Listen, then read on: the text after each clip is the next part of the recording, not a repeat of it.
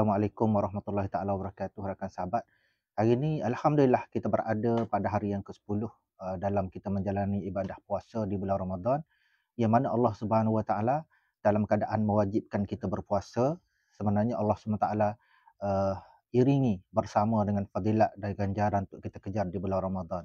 Jadi alhamdulillah, sekali lagi saya ingin memperkenalkan satu ayat daripada Al-Quran yang mana disebut oleh Allah Subhanahu Wa Taala, A'udzubillahi minasyaitonirrajim. Wa qada rabbuka alla ta'budu illa iyyah wa bil walidaini ihsana. Imma yablughanna indakal kibara ahaduhuma aw kilahuma fala taqul lahumā uffin wa la tanharhumā wa qul lahumā qawlan karīmā.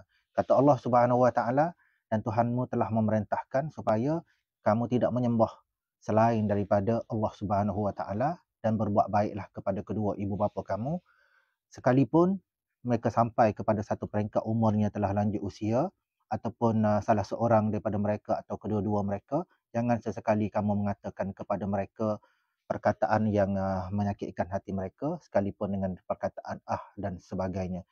Aqul lahuma qawlan karima. Allah SWT juga memerintahkan supaya kita mengatakan atau kita berbicara dengan keduanya dengan bahasa yang baik-baik, bahasa yang memuliakan kedudukan ibu dan ayah kita.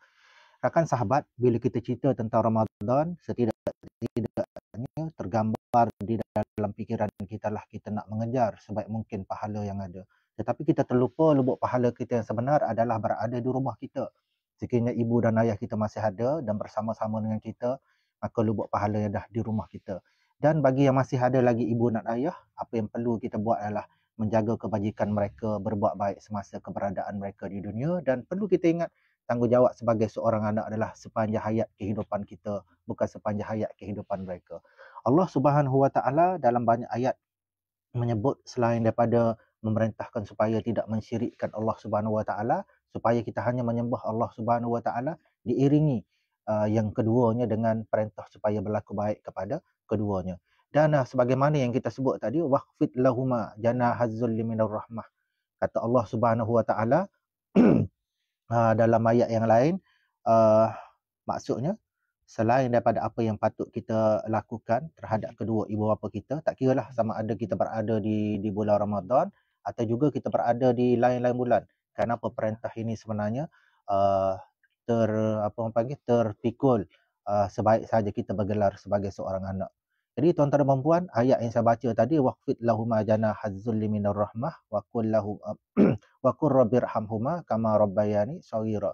Kata Allah Subhanahu Wa Taala, dalam kita nak menyantuni kedua ibu bapa kita, perkara yang perlu kita ingat selain daripada menjaga kebajikan mereka secara fizikal, mungkin dengan cara kita memberi makan dan sebagainya, mungkin dengan cara kita menjaga kebajikan mereka sekiranya mereka sakit dan sebagainya.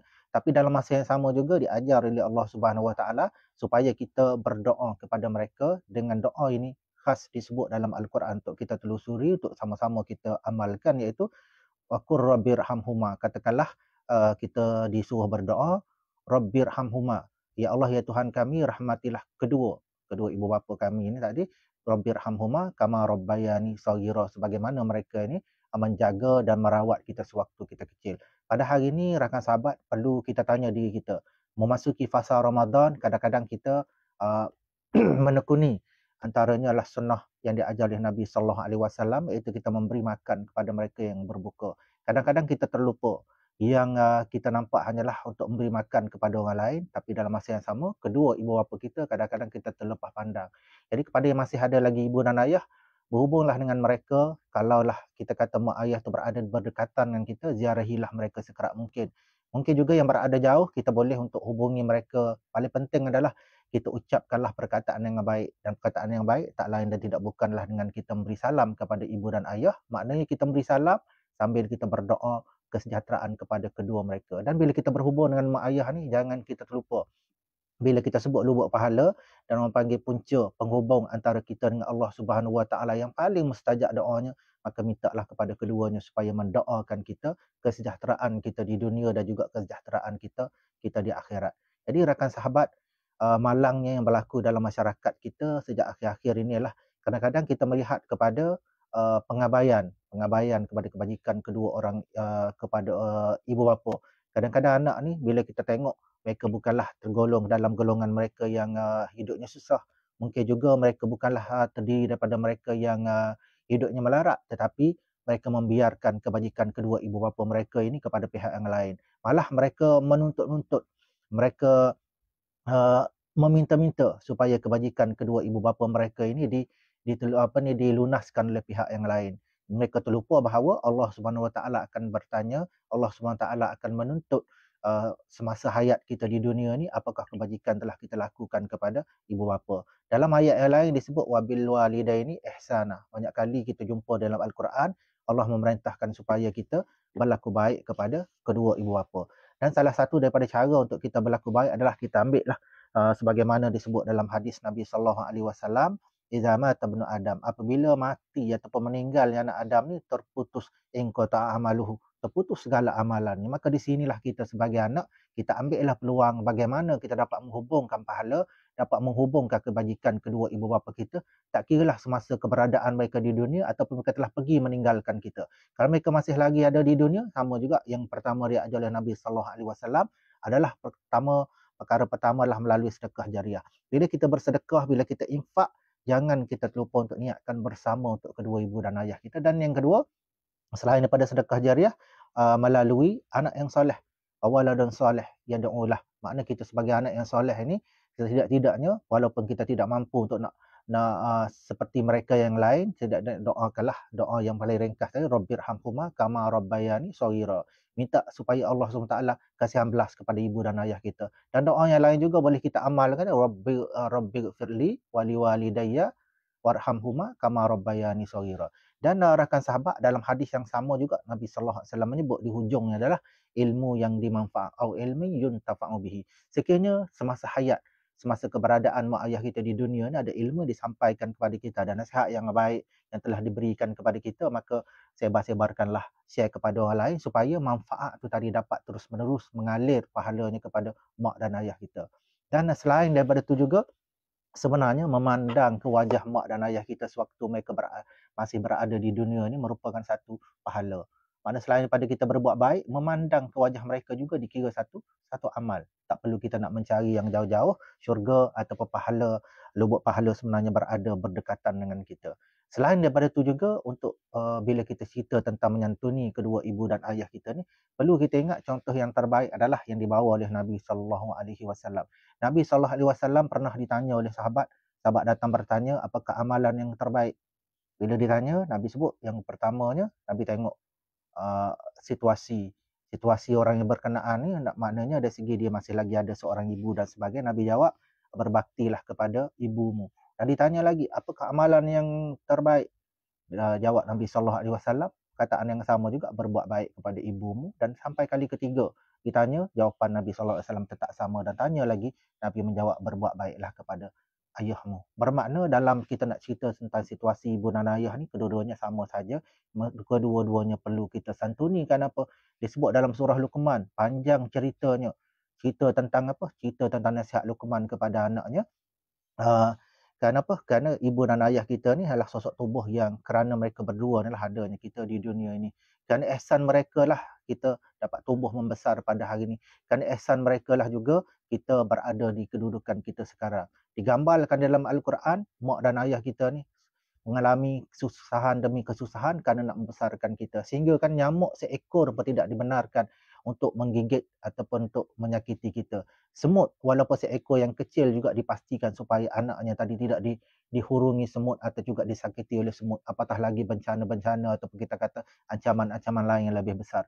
Tetapi bila kita tumbuh membesar, kita melupakan mereka. Kita meletakkan mereka ni hanya barang sampingan. Kita meletakkan mereka ni di waktu kita kesuntukan, di waktu kita kesusahan, barulah kita mencari mereka. Percayalah rakan sahabat, yang kita sebut di dunia pada hari ini, kadang-kadang kita rasa rimas dengan suara seorang ibu, rimas dengan suara seorang ayah yang mungkin menasihati kita, mungkin selalu beletih dan sebagainya. Kita akan tiba satu masa nanti kita akan merindui suara-suara yang pernah hadir dalam kehidupan kita.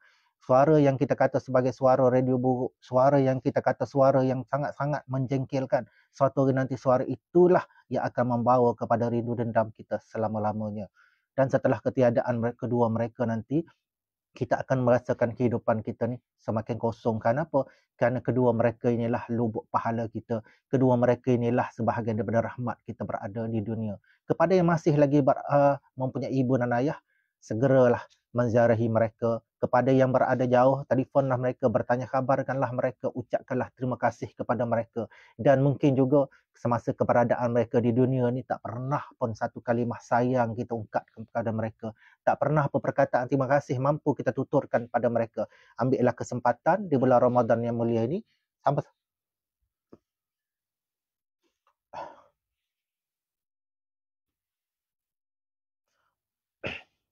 sama-sama kita berterima kasih kepada kedua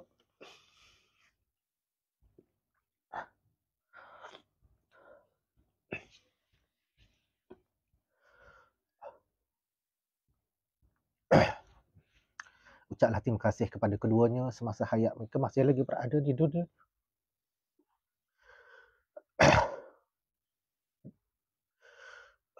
Kerana sakit kita merindukan orang yang telah pergi meninggalkan kita ni, sakit yang mendalam, sakit yang tidak akan berkesudahan. Mungkin rakan sahabat yang masih ada kedua ibu bapa, kita tak terasa sangat. Kadang hari kita boleh melihat kita boleh menyantuni kedua ibu bapa kita, tapi bayangkanlah seorang ibu, seorang ayah yang tidak lagi berada bersama dengan kita, yang kita akan rindukan selama-lamanya. Dan jangan lupa, akhirnya bila kita memohon ampun kepada Allah Subhanahu Wa Taala, jangan kesampingkan mohonlah sama untuk keampunan kedua ibu bapa kita dengan satu doa yang sangat mudah. Rabbighfirli wali walidayya. Jangan kita lupa tinggalkan untuk doakan kepada mak ayah supaya mereka diampunkan dosa, dan minta juga dengan Allah Subhanahu Wa Taala warhamhuma supaya kedua-duanya tadi dirahmati oleh Allah Subhanahu Wa Taala, diberi kasihan belah oleh Allah Subhanahu Wa Taala, bagaimana mereka merawat kita sewaktu kita kecil. Dan saya ingat itu saja untuk perkongsian hari ini. Apa yang baik ambillah sebagai pengajaran, dan jangan kita menjadi manusia yang menyesal.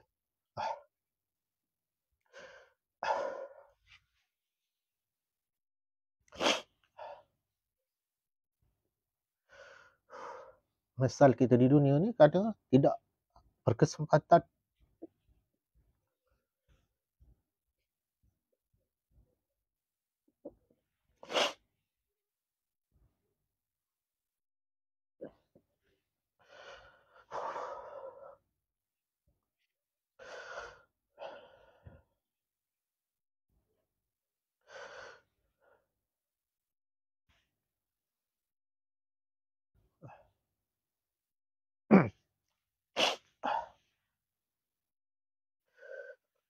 sama-sama kita berdoa supaya Allah SWT berikan keampunan kepada kedua ibu bapa kita, dan supaya Allah bersani keduanya, supaya kita tak menjadi orang yang menyesal.